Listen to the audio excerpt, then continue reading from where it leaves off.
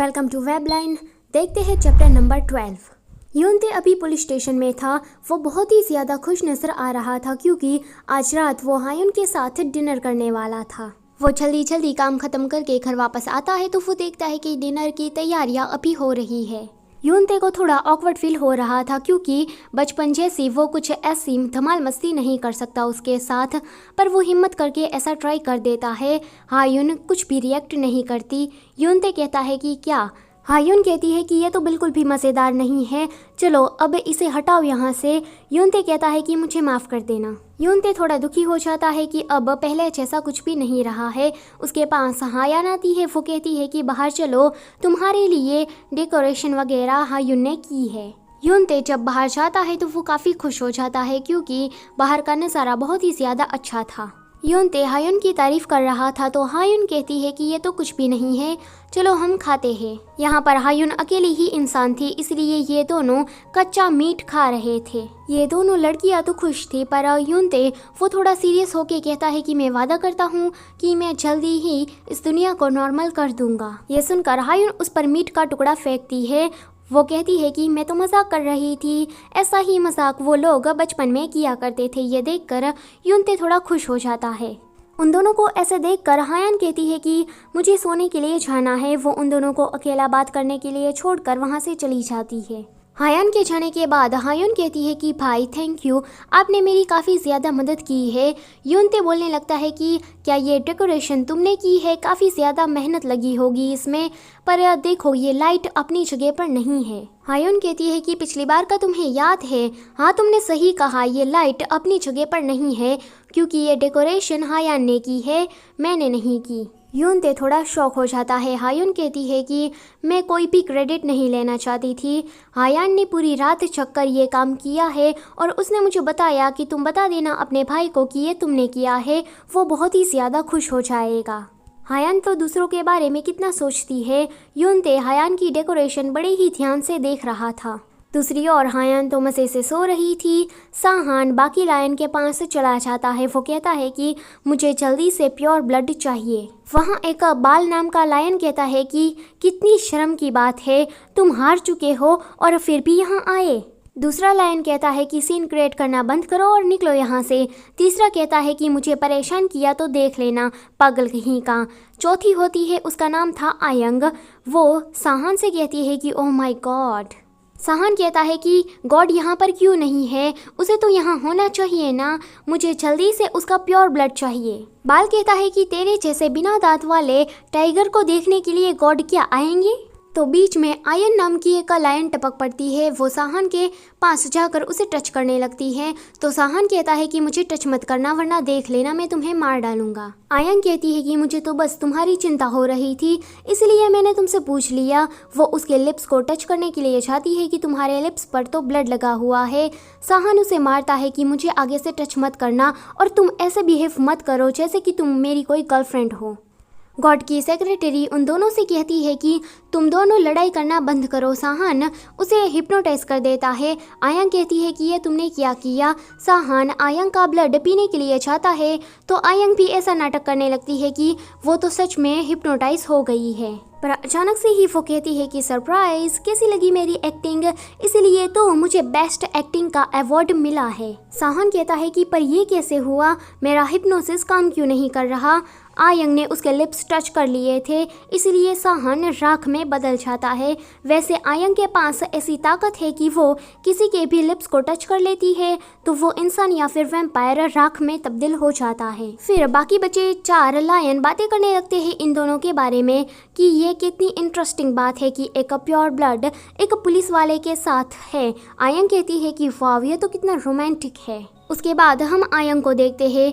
वो हमारी इंसानी दुनिया में एक फेमस एक्ट्रेस है। हमारे यहाँ पुराने ज़माने में कैसे माधुरी दीक्षित और कटरीना कैफ लड़कों की जान थी, वैसे ही यहाँ पर ये एक्ट्रेस आयंग लड़कों के दिल की धड़कन थी। आयंग के पास एक एक्टर आता है। वो कहता है कि तुमने तो कहा था ना कि हम दोनों शादी करने वाले हैं। आयंग उसके लिप्स को टच कर लेती है। बाद में हमें तो पता ही है कि उस एक्टर के साथ क्या होगा। ये तो बस एक नमूना था, बाकी आयंग का स्कैंडल तो हमेशा ही हर एक एक्टर के साथ बनता रहता है। वो वापस जा रही थी तो वो रास्ते में देखती है कि एक गरीब बच्ची के पास एक टकलू पैसे मांग रहा है। वैसे इस कहानी में सारे टकलू पैसे ही क्यों मांगते रहते हैं। आयंग उस टकलू के पास जाती है और उसके मुंह पर ही पैसे फेंकती है। आयंग कहती है कि ये इतना काफ़ी है ना, तो टकलू कहता है कि वाह, मैं तो एक सेलिब्रिटी से मिल गया। वो लड़की वहाँ से भाग जाती है तो टकलू को अब गुस्सा आता है। वो कहता है कि भले ही कोई तुम एक्ट्रेस हो, पर मेरी कमाई का सोर्स तुम छीन रही हो। वो लड़की यहाँ से भाग गई, क्या तू उसके बदले में मुझे सारे पैसे देगी? आयंग को गुस्सा आता है। वो कहता है कि अपना हाथ हटा, वरना तेरे लिए अच्छा नहीं होगा। टकलू को भी अपनी मौत बुला रही थी तो वो आयंग से पंगा ले लेता है। आयंग उसके लिप्स को टच कर लेती है। उसके बाद वो टकलू राख में तब्दील हो जाता है। हायान को साहन के बारे में जब पता लगता है तो वो भागकर यूनते के पास आती है। यूनते कहता है कि हमने ही उसे जाने दिया, क्योंकि वैसे भी वो मरने ही वाला था। हायान कहती है कि कब, कैसे, क्या हुआ? यूनते उसे ठीक से समझाता है कि देखो, साहन अब मर चुका है, उसको दूसरे वैम्पायर ने मार डाला है।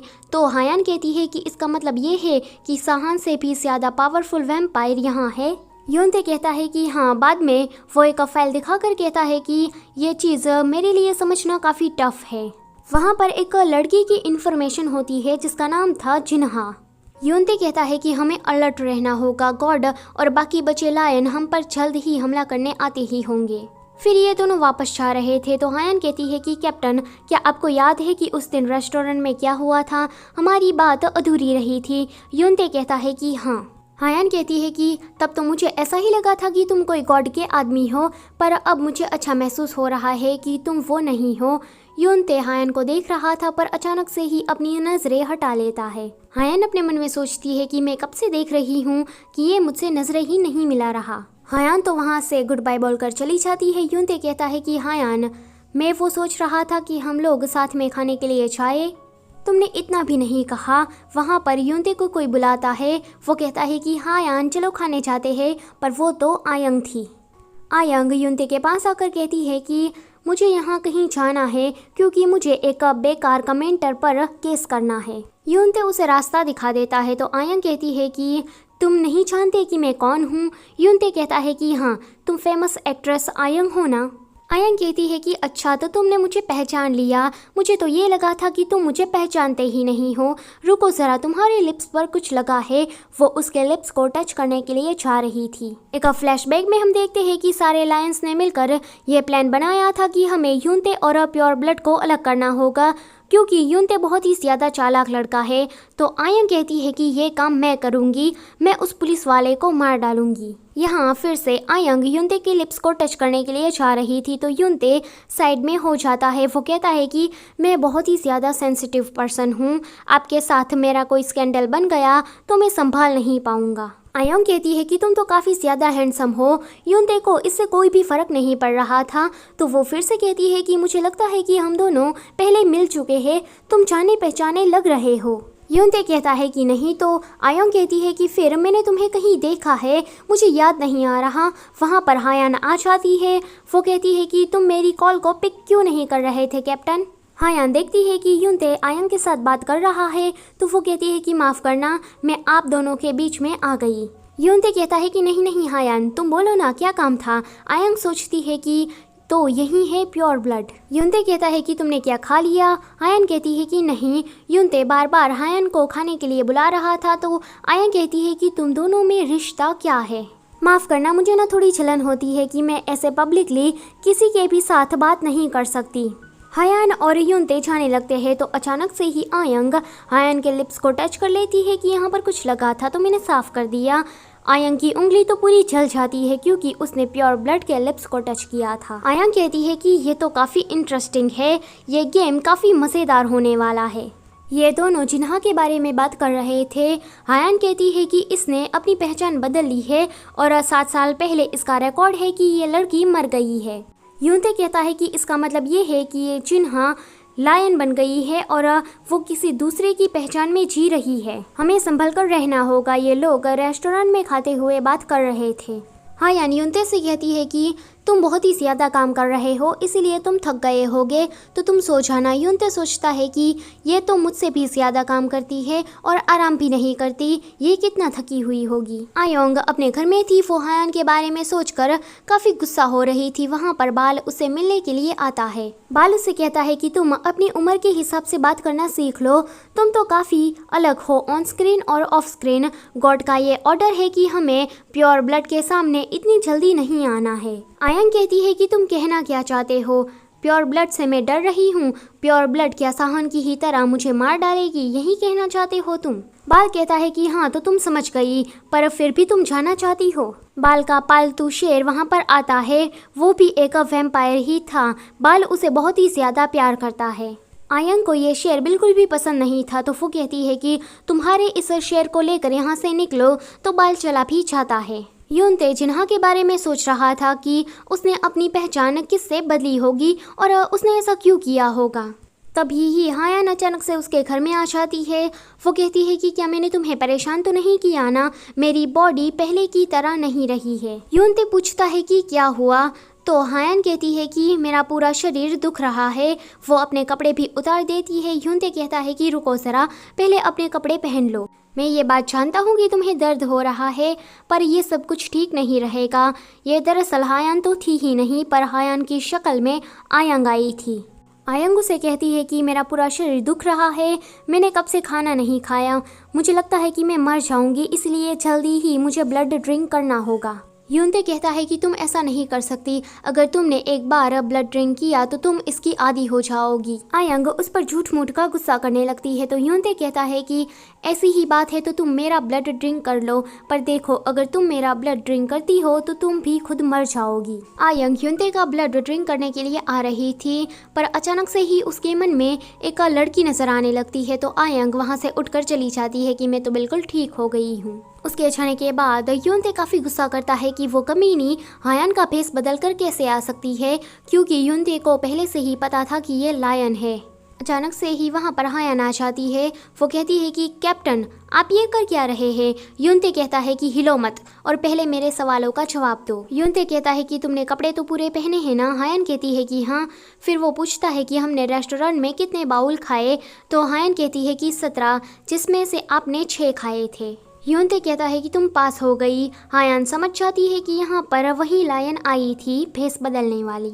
अगले दिन ये दोनों मिलकर आयंग से मिलने के लिए उसके स्टूडियो जाते हैं। आयंग देखती है यूनते को, वो कहती है कि आजकल हम दोनों काफ़ी नहीं मिल रहे, हम में कुछ तो कनेक्शन है। हायान कहती है कि क्या खाक कनेक्शन, तुम्हें सब पहले से ही पता है तो तुम इतना नाटक क्यों कर रही हो। जिन्हा आयंग सोचती है कि इसको मेरी असलियत के बारे में कैसे पता लग गया। वो कहती है कि प्योर ब्लड, समझ लो कि आज तो तुम मर गई। ये वाला चैप्टर होता है यहीं पर ही ख़त्म। अगर वीडियो अच्छी लगी है तो उसे लाइक कर देना और चैनल पर नए हो तो उसे सब्सक्राइब भी कर देना। Thank you for watching.